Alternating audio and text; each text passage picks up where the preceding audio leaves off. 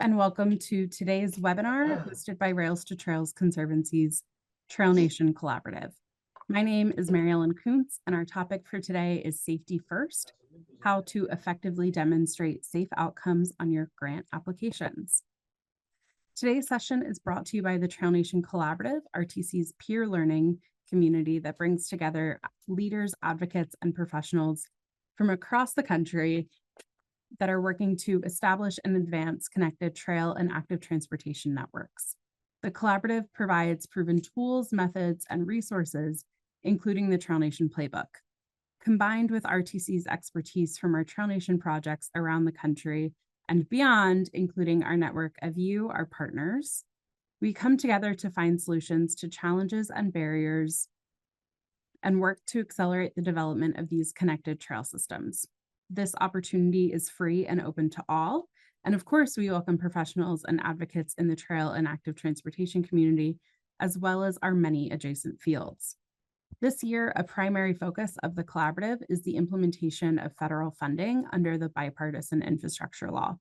This is the through line for our upcoming webinars and online dialogues throughout the year to encourage and assist communities to take advantage of this once in a generation funding for trails and active transportation.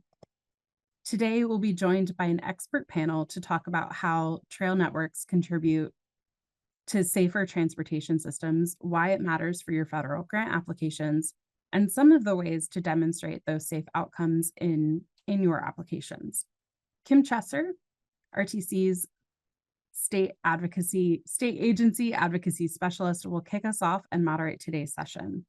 We'll also be joined by Dr. Ian Thomas from America Walks, where he serves as the state and local programs director, and Shayna Rose, a certified planner and the Toward Zero manager for the Baltimore City Department of Transportation. Before I turn it over to Kim, just a couple housekeeping tips. You'll want to drop your questions in the Q&A box throughout. The chat will be closed so that we can share resources out with you. And that you will want to send your technical assistance questions to the link on your screen provided.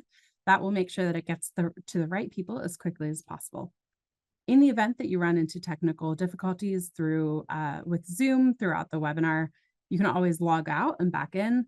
The webinar ID is on the screen below, as well as the Zoom customer support and customer support topics link. Live transcription is enabled for this webinar, so you can turn on closed captions at any time for your availability. With that, I'm going to turn it over to Kim. Great, thank you, Mary Ellen. So I'd like to kick off our discussion with a little bit of background, why we were here. The unfortunate reality is that we have a crisis on our roadways.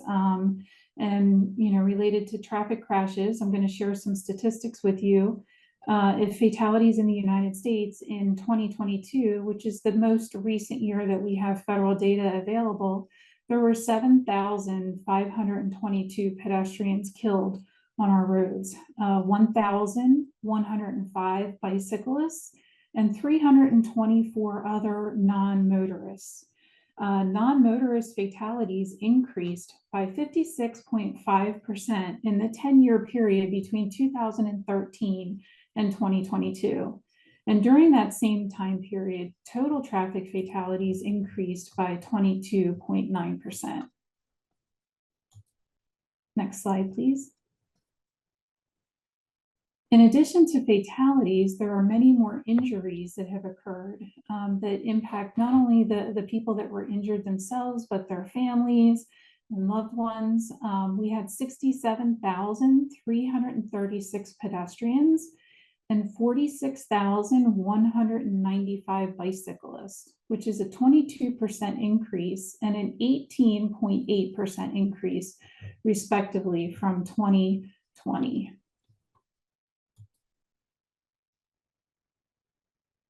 So with a growing number of Americans who cannot or choose not to drive for some or all of their trips, including seniors, children, and people with disabilities, today's transportation options must include safe routes to walk and roll. We also know that there are many people who choose not to walk or roll because they don't feel safe. And so at Rails to Trails Conservancy, we're building a nation connected by trails, and we reimagine public spaces to create safe ways for everyone to walk, bike, and be active outdoors. Next slide, please. So given the statistics and our desire to bring fatalities to zero highway deaths, one of the important steps is prioritizing vulnerable road user safety. And the United States Department of Transportation has adopted the National Roadway Safety Strategy, which requires taking a comprehensive action to significantly reduce serious and fatal injuries on the nation's roadways. And we know that with those numbers being so high, with vulnerable road users, those that walk, bike, and roll, we need to find solutions to bring those numbers down as well. State and other funding recipients should prioritize vulnerable road user safety in federal highway investments and in all appropriate projects. So the US DOT has also adopted the safe system approach, which addresses the safety of all road users, including those who walk, bike, drive, ride transit, and travel by other modes. Vulnerable road user safety should be fully considered in a state's transportation investment decisions, from planning and programming, environmental analysis, project design and construction, and to maintenance and operations. And projects that separate users in time and space advance implementation of a safe system approach and improve safety for people that walk, bike, and roll. And we're seeing that the US DOT is prioritizing safety in their grant applications. So today we're going to discuss examples of how you can demonstrate safety and quantify it in your grant applications. We're also going to show you what a successfully funded project looks like. So as you're considering your safety solutions for pedestrians and bicyclists, those vulnerable road users, I ask that you consider trails and trail networks as one option for your safety solutions and achieving your goals. Trails have the potential to expand on-road bicycle and pedestrian networks and provide off-road connectivity. As trails form a network, there's a significant increase in all the various benefits associated with an individual project. And trails act in a variety of contexts. They can become regional long-distance bicycle highways, community non-motorized corridors in urban areas, and connectors between rural communities. In addition, trail and trail networks are safe, appealing, non-motorized connections that are vital for communities of all sizes. They serve as a means of handling pedestrian and bicycle traffic along higher speed arterial streets or under limited access freeways, and also as safe and accessible routes to school. So we're also going to talk about solutions today to prevent pedestrian and bicyclist injuries and fatality.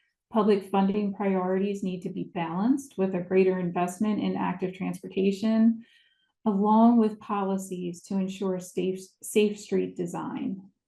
As I mentioned, trails are part of the active transportation network and are particularly relevant here because they are safer.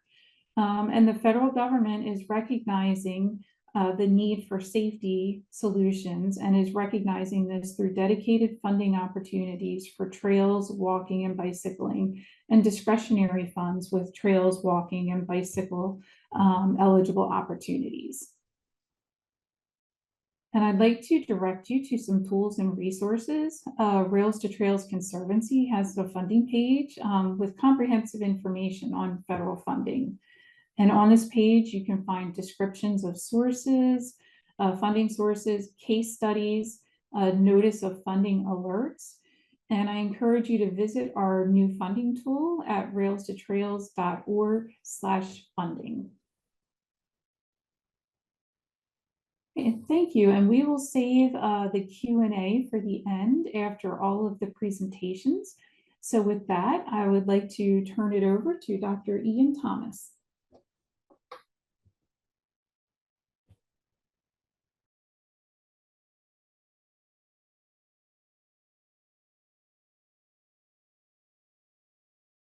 Okay, can you hear me now? Sorry about that. I was muted.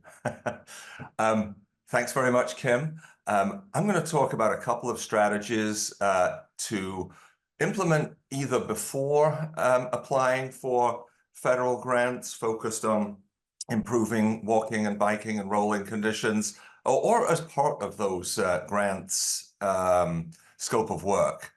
But first of all, I want to just give a quick overview to the organization I work for, America Walks. Next slide, please.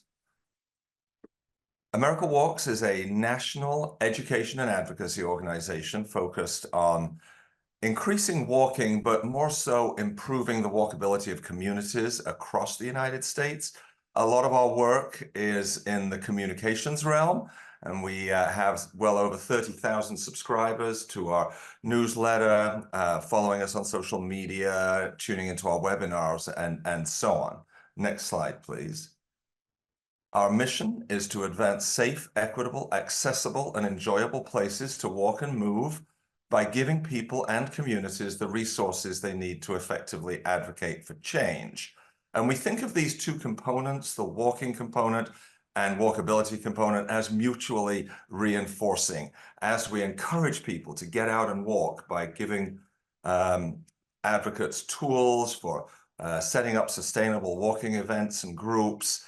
More and more people engage in the activity and then become interested in the quality of walkability in their community. And many of them then become advocates for change. As we change more communities, we create more great places for people to walk and roll.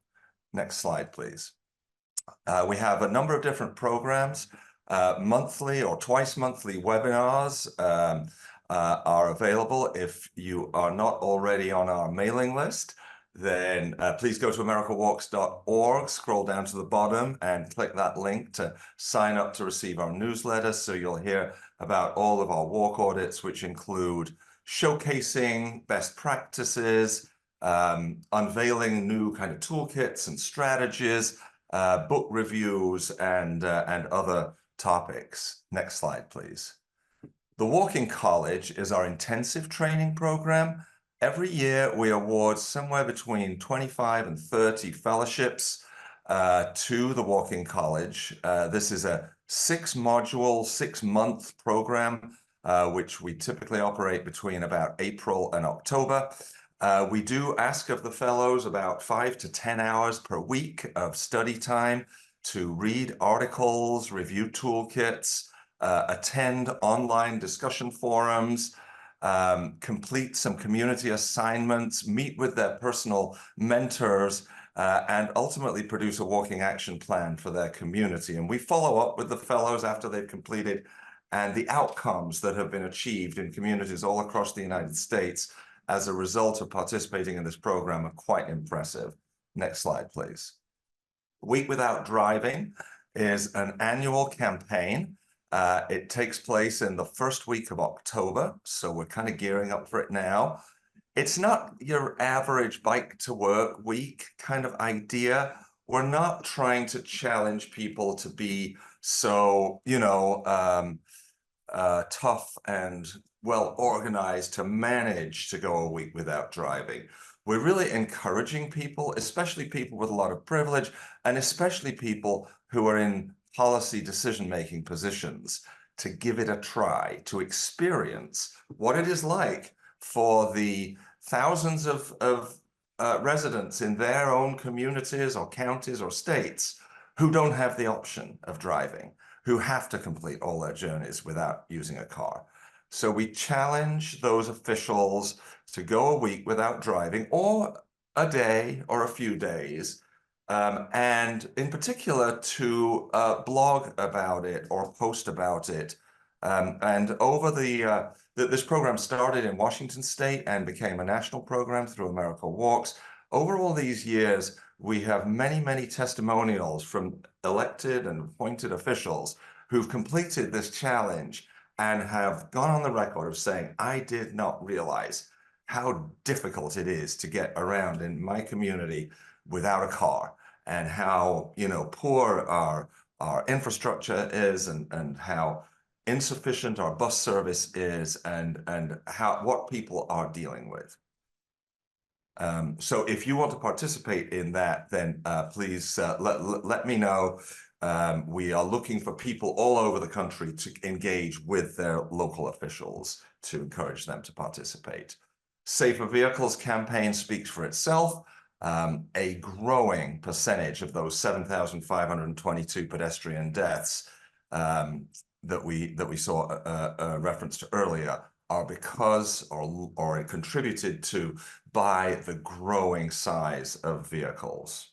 Next slide, please. And Reconnecting Communities has the same name as the federal funding program, is an advocacy effort designed to support the funding program, to continue to educate people about the history of highways dividing communities and support efforts for local government and non-government groups to obtain the Reconnecting Communities funding, and in order to stop those highways being barriers. Next slide, please.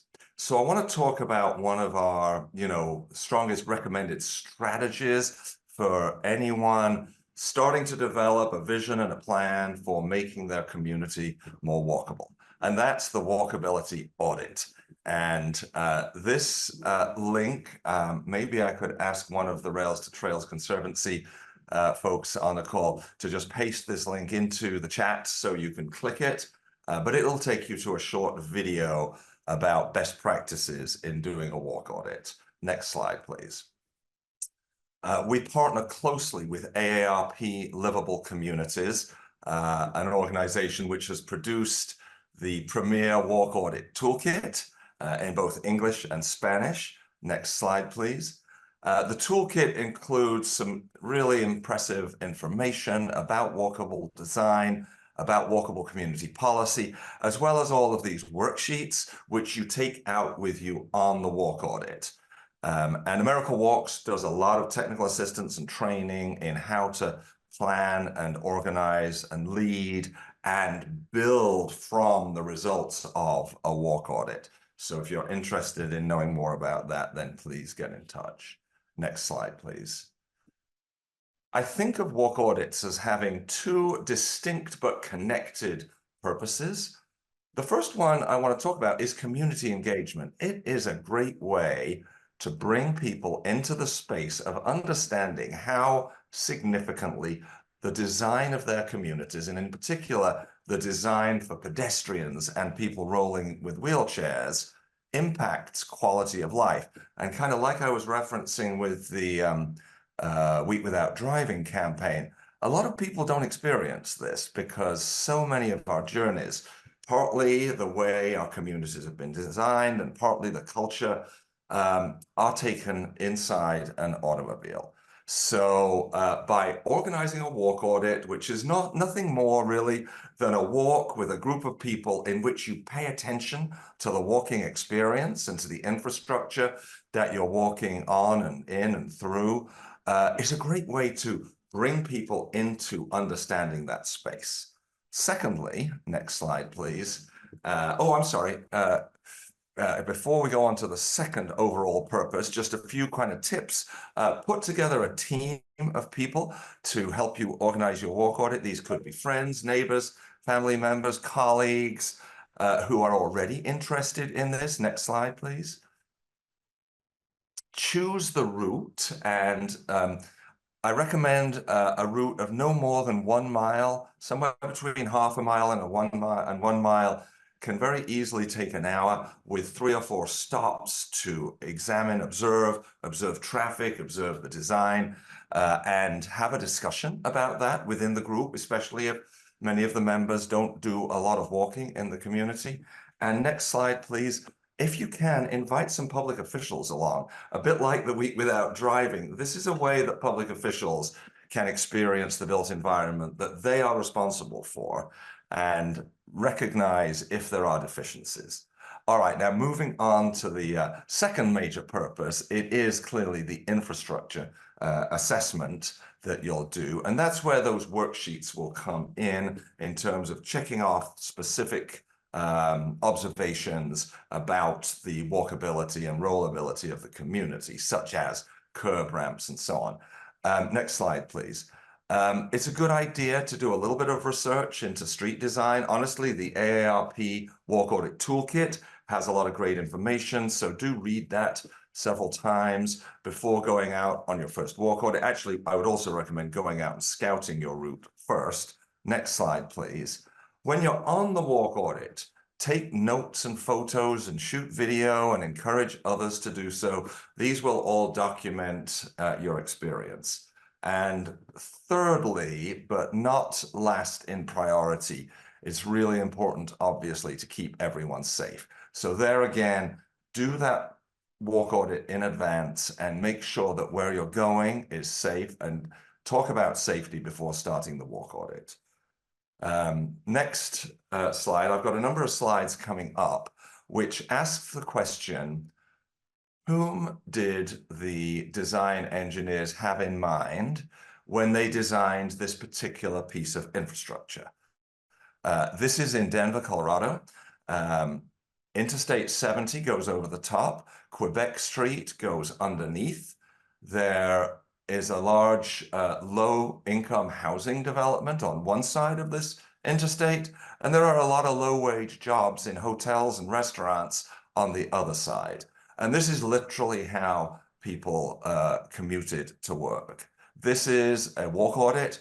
These people are experiencing this. And this walk audit and more campaigning by our partners, Walk to Connect, based in Denver, led to this bridge and overpass and infrastructure being completely replaced with a much better pedestrian and accessible connection. Next slide, please. Here we have another illustration of this question. Infrastructure for whom? And who should our engineers be thinking about when they're designing public infrastructure? Next slide, please. One more. And this is such a common sight. And these kind of roads, major arterials that involve a lot of traffic and a lot of destinations and a mix of uses, are the deadliest roads in America. Next slide, please. So talking about deadly roads, here's the very upsetting data on pedestrian fatalities over the last 12 years. And we see that 7,522 pedestrian deaths in 2022, which Kim already mentioned. Next slide, please. Not only are the numbers horrific, but the distribution of who is a victim of these fatal crashes is very worrying as well. And you see here that Black and African American residents and American Indians and Alaska Natives are vastly more likely to be the victims of a fatal pedestrian crash. Next slide, please. Also, how much money you make has a huge impact on this. And we see here the relative vulnerability of people living in very low-income neighborhoods. This is census tract data. These slides are all from Smart Growth America's Dangerous by Design report, which came out very recently. And you can see how if you are living in a low-income neighborhood, you are much more at risk. Next slide, please. So I want again to look at this infrastructure for whom. We have built these kind of roads through low-income neighborhoods and communities of color, and that explains those data that we just saw. Next slide, please. Here's another one. This mom has to get across this highway to take her child to daycare before continuing to work herself. And this is the situation she's facing. Speed is the key issue. And this is a kind of compilation of speed against risk of pedestrian fatality data. And you can see that when a pedestrian is hit by a car at 20 miles an hour, the risk of fatality is very, very small. It goes up to 10% at 30 miles an hour, to 50% at 40 miles an hour, and to 90% at 50 miles an hour. Clearly, we need to keep the speed down. Next slide, please. Speed, in addition to the sheer physics of being hit at higher speed, it also increases the likelihood of a crash. This is the field of view for a driver traveling at 20 miles an hour. And next slide, please. We see that as the driver increases speed to 40 miles an hour, because the environment is going past much faster, the area of view that the driver is able to really focus on diminishes, so that a child jumping out off the pavement there, off the sidewalk, may not be seen until it's too late. Next slide, please. A couple of other important factors, the width of travel lanes and the depth of sight lines tends to influence vehicle speeds. This is a kind of a road, another one of those major arterials that people will drive quite fast on. And yet the next one, next slide, please, where you have narrow lanes and much shorter sight lines and more of a closed-in sense, people will drive much more slowly. And then one other factor is the corner radius.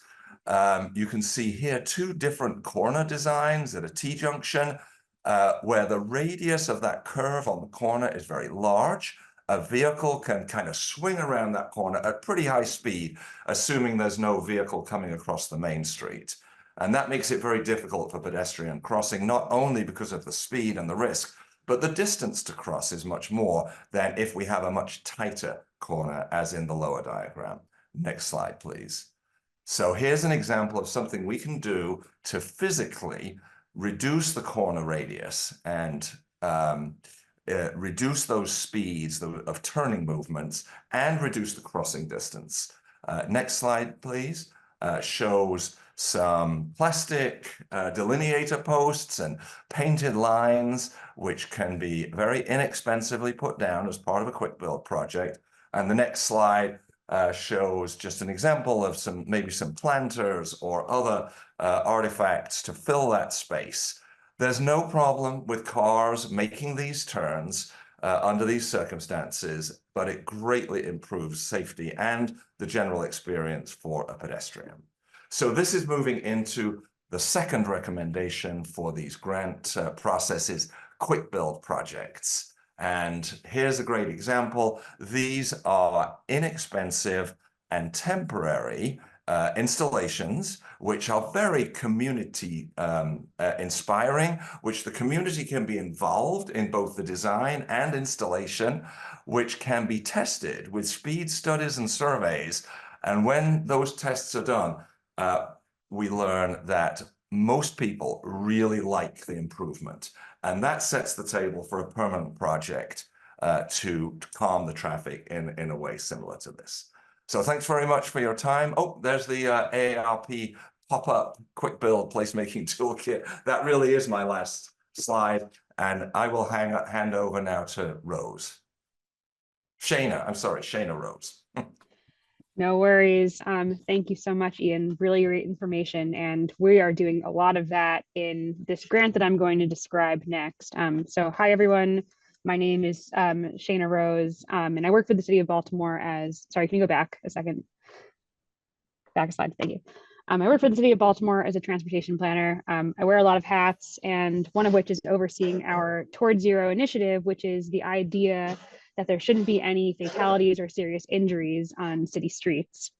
So today I'm here to talk to you about how I've been able to leverage federal funding for active transportation and other multimodal infrastructure. There is unprecedented amount of money in the federal government right now for these kinds of things, especially for new ideas. USDOT is really specifically trying to gather data on like what is effective for actually furthering safety and sustainability. Next slide. So I'm sure Rails to Trails has all of this information, but I just want to highlight that there are so many grants out there right now. USDOT has grants, EPA also has grants that fund sustainability initiatives, but that can include active transportation too. And I also want to note that if you are a disadvantaged community, for a lot of these grant opportunities, you can get your match waived. Next slide, please. So the grant that I want to highlight today is the Safe Streets for All grant. So this is a $5 billion grant over 5 years, and the grant is currently in its 3rd year. The purpose of this grant is to eliminate deaths and serious injury on roadways nationally. And the grant has 3 types of projects. We have your planning projects, your demonstration projects, and your implementation projects. So planning grants support development of a safety action plan, which jurisdictions must have in order to go for the implementation grant. And it's also just a really helpful plan to have for just about any grant that's available. Most grants that are available for construction require that you have some kind of plan, and having a comprehensive safety action plan can be used just in a variety of situations. Demonstration grants are opportunities to pilot the strategies of the action plan, which can be done even as they're being developed. So you don't have to have a adopted action plan to go for a demonstration grant. You just need to show that you're working on an action plan. These are slightly larger grants. They're up to $10 million, but they're honestly not that competitive. And this is where there's just a huge amount of opportunity for so many communities to get really awesome infrastructure in the ground. And then the 3rd kind of grant is the implementation grant, which is up to $30 million, and it's very, very competitive, and you need to have an eligible action plan. I'm sure you all know this, but and as we've discussed previously, a leading philosophy for preventing roadway deaths and fatalities is using the principles of complete streets, where we design roads such that people of any age or ability can travel on them using any type of mode of transportation.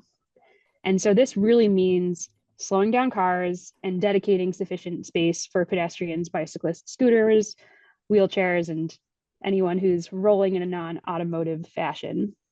And so these safety grants can definitely be used for trails and networks and other multimodal infrastructure. If you posit those things may solve a safety issue, which they definitely do. Next slide. And so that's pretty much been my strategy for our Safe Streets for All program. So far, Baltimore City DOT has won nearly $11 million from this grant, and that's not even implementation funding, just action plan and demonstration money.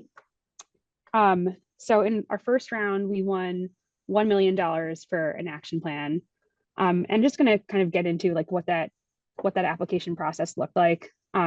Safe Streets for All is sort of built to be very, very accessible to a lot of communities all over the country. They only require 1-page narratives for the action plan, and the demonstration grant only requires a 2-page narrative. Now, they all require budgets and timelines and like very basic mapping, but like the budgets and timelines don't need to be exact. They don't need to be that involved. I kind of made mine up and they accepted it fine. This was not that huge of a lift for me to do. I mostly did these applications on my own with like a little bit of help from consultants and just like strategizing and brainstorming with colleagues, but really not too horrible of a lift. So truly anyone can do this. Yeah, next slide. So I'm just going to briefly get into a little bit of details on what our applications looked like. This is so that you get a sense of what US DOT will fund. So as previously noted, US DOT subscribes to the Safe Systems approach, which basically means just that there are a lot of factors that contribute to the outcome of a crash, and addressing all of them or many of them is more worthwhile than simply addressing one of them. And so I built in our action plan, I kind of made sure to touch upon multiple components of the safe system. So we have our safe infrastructure, which is the safer roads, safer speeds, that also kind of comes from infrastructure, and then safer people. We have a lot of different program components that we're developing in the action plan that influence all of these spheres. And what we're going to be doing is we're going to be developing a high injury network and a prioritization plan for how to implement different complete streets improvements on our high injury network. And then we're also strategizing a communications and engagement strategy. But there's a lot of evidence out there that kind of says that doing a communications strategy for safety that centers on like chastising drivers for behaving badly is just not really an effective way to actually create any behavioral changes. And so what we're going to do is we're going to really focus more on spreading information about, you know, how to walk places, how to take transit to places, how to bike places, how to get a bike, how to do bike maintenance, spreading positive stories about multimodal transportation, all to sort of humanize and destigmatize multimodal transportation, to create a little bit more respect between the travel modes, and promote them more. Next slide. So something that's really important at the federal government right now across all agencies, not just at USDOT, is equity. The federal government has this census score called Justice 40, which basically identifies the census tracts that they consider to be disadvantaged due to a variety of factors, including socioeconomic as well as environmental. You're actually, in your application for, I think, all of these programs, you are required to submit the Justice 40 census tracts that your project is going to affect. Now, in Baltimore City, we are almost entirely composed of Justice 40 census tracts. We're a very disadvantaged city in a lot of ways. And you can see in this map that also a lot of our pedestrian crashes occur in disadvantaged census tracts. So it's horrible, but it does help us get money. USDOT also likes when you take equitable approaches to your projects, and action plans are actually required to have an equitable approach. But that equitable approach can look different depending on the project or community. And so I just kind of noted a few things that can be considered equitable approaches. So like determining areas of highest historical crash frequency, targeting your improvements there, determining where vulnerable roadway users such as pedestrians and bicyclists are most at risk, mapping desire lines between high need communities and resources such as schools and grocery and medical services and jobs and parks, and doing interventions there. When you do your outreach, accounting for a variety of schedules and accessibility needs so that you're getting a representative representation of your community, forming relationships with community organizations and advocacy groups that do a lot of work in the community and kind of have you know, a good pulse around what's going on. Having an advisory group of community organizations and residents to advise on your project. And then finally, and perhaps most importantly, finding ways to pay residents when you do projects. In our action plan, we are planning to form a brain trust of residents to strategize communications content, and that will consist of like local content creators and comedians and other sort of communicators, and we're going to pay them. Sorry, just going back to the community piece, something that we're also doing is we're going to be developing an interactive web map so that people can input their own safety concerns and issues. And we're not just going to, like, you know, post the web map and let it go. We're also going to go do targeted pop-ups in communities that have disproportionate amounts of historical crashes, and help people in those communities input their concerns into this interactive web map and gather feedback there directly. So another really important thing to do on your project is find partnerships. And this is important for a few reasons, or beneficial to us for a few reasons. So we partnered with 3 local universities, each of which are providing their own match for their components of their project. So this is a way that you can get some match funding, having partnerships. Identifying universities and nonprofits that you can partner with in your application for project components is actually really helpful for the other side of the contract when you win your grant, because then you don't have to go through like a whole RFP or procurement process. you've already identified your partners and you can just do a contract with them. USDOT will allow you to work with the people that you've identified in your application on your contracts, as long as they're universities or nonprofits.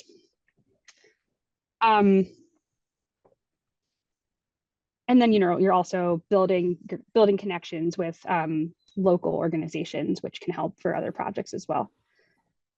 Now, our partnerships with universities are not the only piece of our project. We have other pieces as well.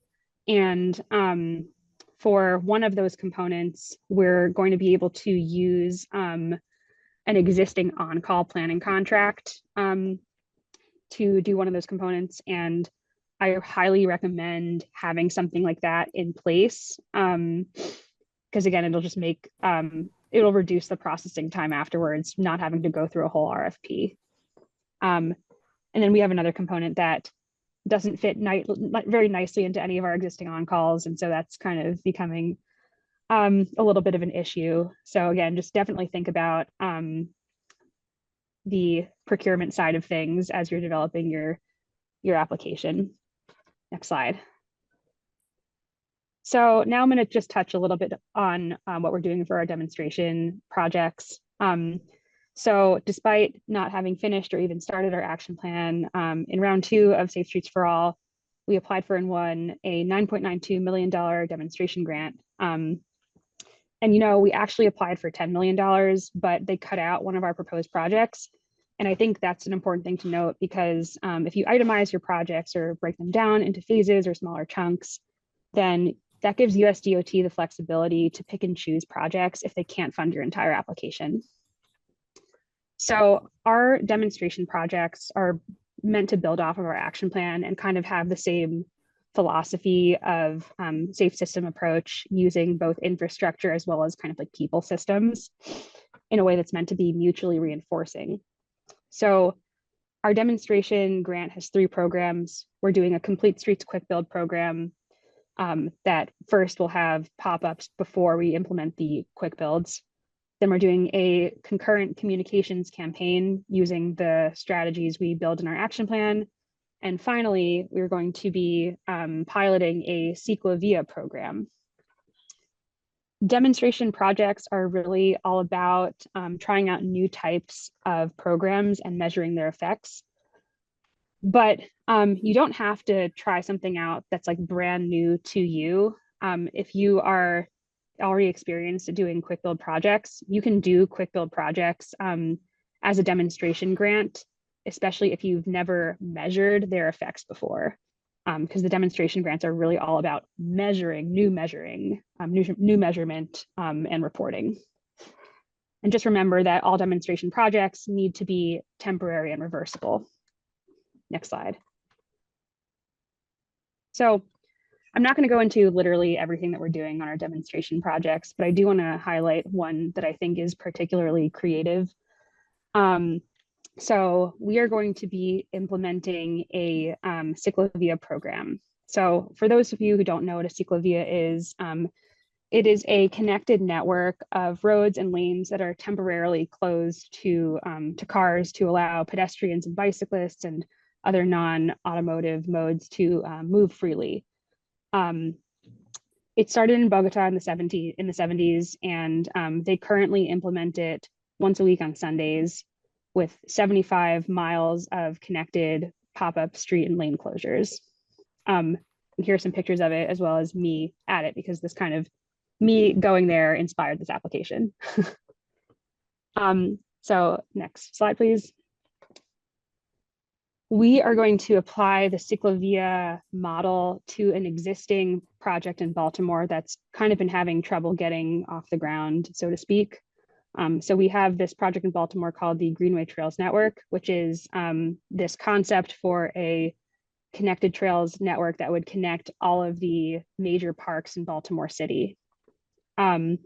This project has been in the works since 2015, and it's had lots of rounds of like starting and stalling.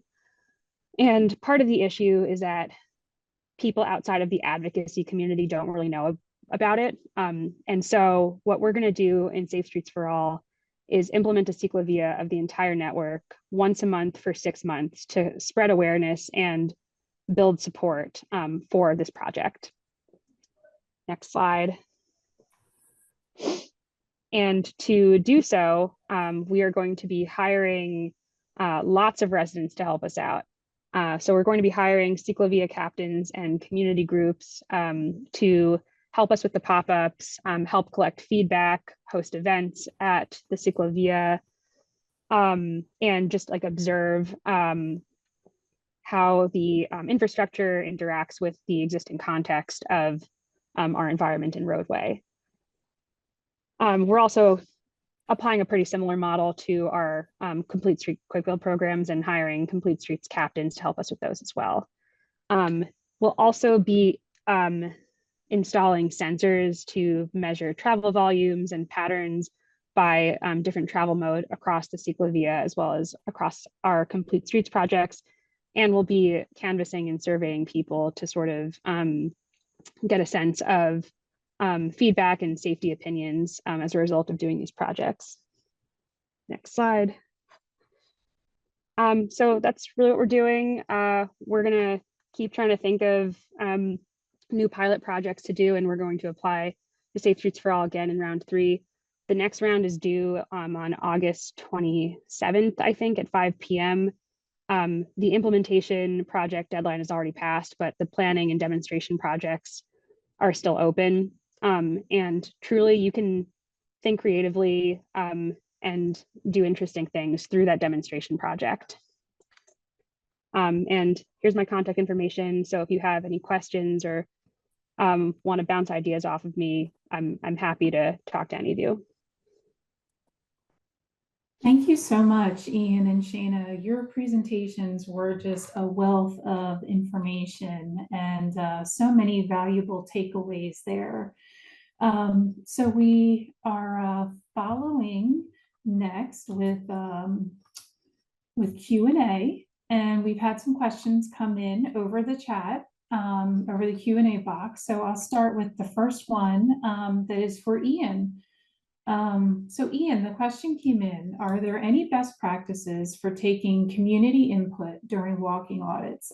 For example, are on-site digital surveys for participants in addition to verbal discussions potentially more robust for future justification of walkability improvements?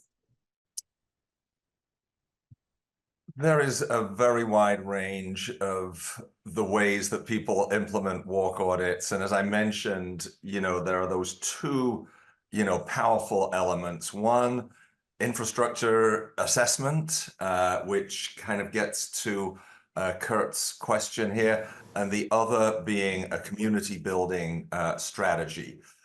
Personally, I have not organized an on-site digital survey during a walk audit, but I do know that a lot of tools, a growing number of online tools exist. In some cases, local governments have set up a kind of a walk audit tool where as you're out walking and you see something that you think is unsafe or poorly designed, you can literally report it. The GPS coordinates are coded. You can include a photograph. And while that may lead to city engineers being kind of overwhelmed with things, it does demonstrate if the community, has a lot of concerns.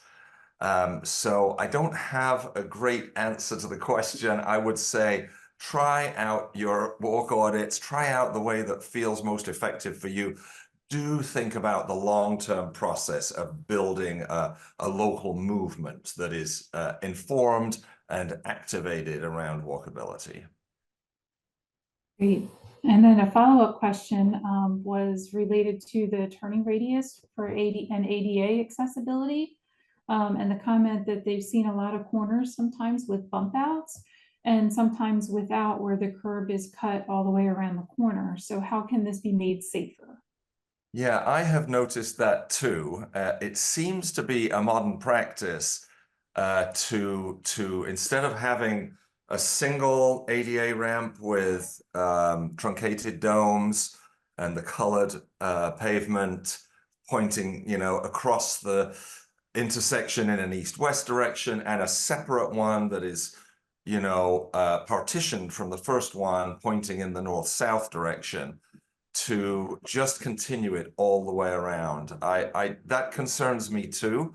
It seems to me that if a vehicle cuts the corner, they may cut right across the kind of area of that curve. Again, I apologize for not being highly knowledgeable on the sort of technical aspect here as to whether there is a valid, you know, reason for designing them that way, but that does seem to be a modern design approach. Okay. And the follow-up question again to that is, are there recommendations for overcoming local or state road engineers who may resist reduced corner radii, even if a quick build is approved and data shows that concerns about larger vehicle and trucks are unfounded? Yeah, one great thing to do is maybe even before the quick build is put in place, maybe when it is still the permit is being applied for or being considered, what often happens is that the fire chief of the city objects to sharpening the corner because they say that the fire truck cannot make the turn because the vehicle's too long. So I would always say, in that case, let's do an experiment. Let's kind of maybe just do it with paint or just those, you know, plastic posts held down with heavy rubber bases, and bring the fire truck down and let's try it out. And let's make it a public event if there are people interested in the answer to that question. Maybe there's a compromise situation which still works. And I know of cases where a fire chief who has initially objected to something like that has come around and dropped his or her opposition after doing that kind of a test. I would also make the observation that fire trucks have got bigger and bigger and bigger over the years, as have all vehicles, as we mentioned. And this is a real problem. I don't believe that the firefighting benefit of these massive fire trucks is so significant. And, you know, if I were to engage in advocacy on, you know, vehicle design, I would certainly not want to support allowing fire trucks or any kind of freight trucks to get bigger and bigger, partly because of the ability to take corners, but also because of the impact in a collision. Thank you. Thank you for that information. Shayna, I'm going to shift over to you. There were a few questions that came in for you. One of them was regarding the university match. Is the university match in kind, or is it specific funding that they bring from their pool? Yeah, so in this case, we're doing in-kind matches, though I actually think that one of our universities might have a little bit of a cash match as well from like a different state fund. But for SS4A, in-kind match is very much allowed. It's just a little bit annoying to report. And so we're not doing it on the Baltimore DOT side, but if our university partners want to do that, that's fine with us. Okay, great. Thank you. And so for the Ciclavia, did I say that correctly? Ciclavia, you guys are going to be closing off the roads that connect the major park in Baltimore. And is there any worry about locals complaining about the road closures? Yeah, I mean, so it's something that we're going to measure for sure. These are going to be temporary closures. So if, you know, there are complaints and it's like deemed non-viable, then that'll be important for us to know. But we're also going to be doing this multiple times over time. And in the past, we've seen that when we've done pop-ups that reduce lanes or even close roads, there are complaints at first, but then those complaints die over time as more people like use the actual infrastructure and see what the benefits are. And we are going to really be promoting the benefits of these things and why we're doing them. Okay, great. And another question came in, someone who said they're anticipating receiving Safe Streets and Roads for All planning funds this fall, and they're currently working towards scoping the RFP. Most of the examples they've come across have used dedicated consultant teams rather than community partners to complete the work. So can you talk about the pros and cons of these approaches? And is it too late to involve community partners to do work if they've already submitted their application?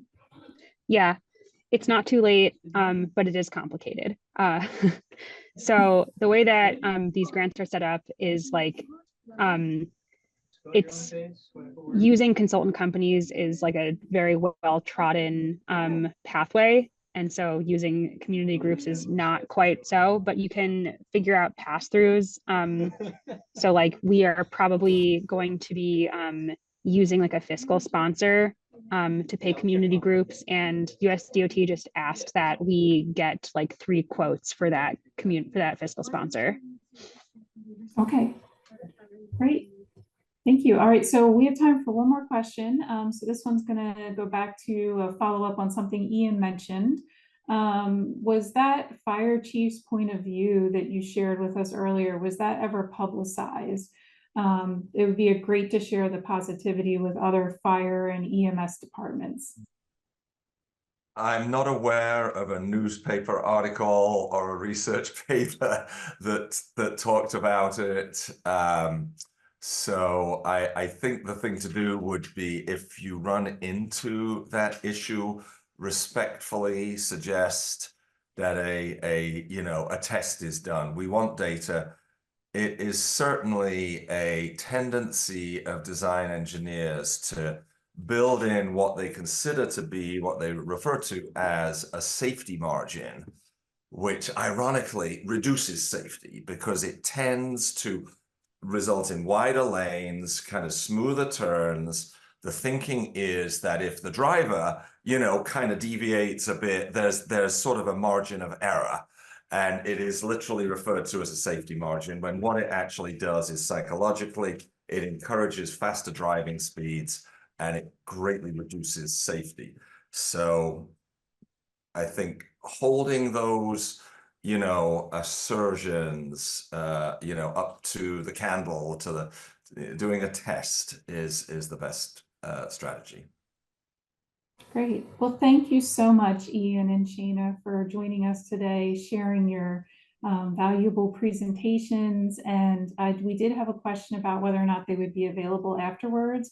And the recording and the presentations will be sent out in an email a few days following the webinar. And I'm going to kick it back over to Mary Ellen to wrap things up for us. Thanks all. Thanks again for joining us today. As we mentioned at the top, this session is brought to you by Trails Conservancy and our TrailNation Collaborative. So we will be sending that follow-up email shortly with the recording and many other resources. We have another webinar coming up in about 3 weeks focused on equity and accessibility on trails, and we'll include that link in the follow-up. Thanks for joining us today. Thank you, everyone.